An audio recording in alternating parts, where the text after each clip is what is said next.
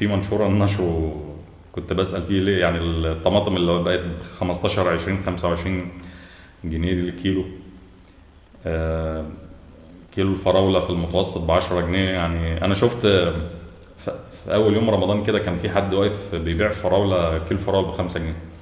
الناس كانت ملمومة عليه كتير قوي، ما عرفش اشتري الصراحة، ما بحبش أقف في زحمة يعني. فبس أنا قصدي أقول لكم يعني تشتري كيلو فراولة ب 5 جنيه وتشتري كيلو الطماطم ب 20 جنيه. ف... فأنا سألت سؤال: هل ممكن إن إحنا نطبخ بالفراولة مكان الطماطم؟ ما طبعا المشكلة الطبخ عملية كيميائية، مش حاجة سهلة يعني، دي كيمياء يعني، لازم نعرف الفراولة لما تتحط في النار هيحصل لها ايه. هي بالتأكيد برضو بتخش في حاجات مصنوعة، زي مثلا في الشوكولاتات فيها فراولة أو كيكات فيها فراولة والحاجات دي. فهي يعني هي عادي يعني، بس طبعا بقى عليها سكر وحاجات تانية. فمن حيث المبدأ هي الفراولة أصلا من عائلة الباذنجانيات، يعني تبع البتنجان يعني. فبما إنه بالطبخ فممكن برضه تطبخ يعني. فمش عارف هل حد نجربها دي ولا ايه. وخلي بالكوا الكلام ده مثلا ممكن ينرفز الستات، يقول لك هو ايه اللي هو بيقوله ده.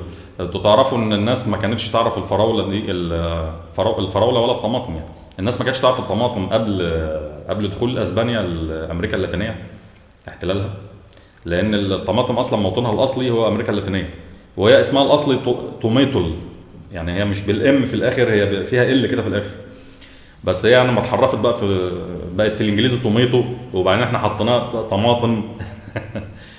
الطماطم دي يعني المفروض في اكتشاف الامريكتين يعني المفروض تاريخيا الناس ما كانتش بتطبخ بالطماطم.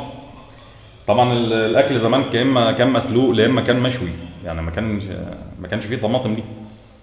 فما اعرفش ايه اللي خلى الناس تحط الطماطم دي في كتسبيكه بقى، والنظام ده موضوع الاكل اصلا. انت لو قعدت تفكر في موضوع الاكل، بما ان احنا صايمين وبنفكر في الاكل كتير،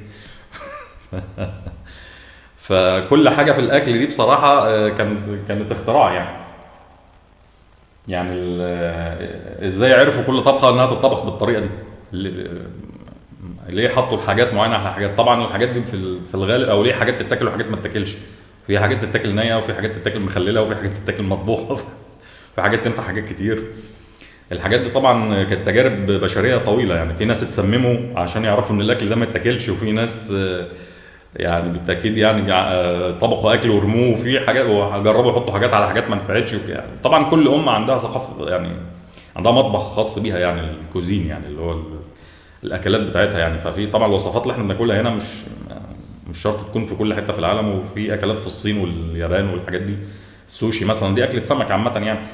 السوشي والحاجات دي ما بنعملهاش احنا كده هنا.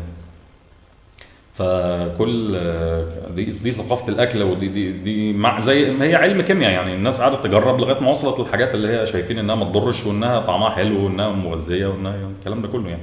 فموضوع الطماطم ده ما تقدر تقول انه مثلا قبل 200 سنه مثلا في مصر بالتاكيد ممكن ما كانش ناس تعرفه، عما انتشرت في العالم يعني.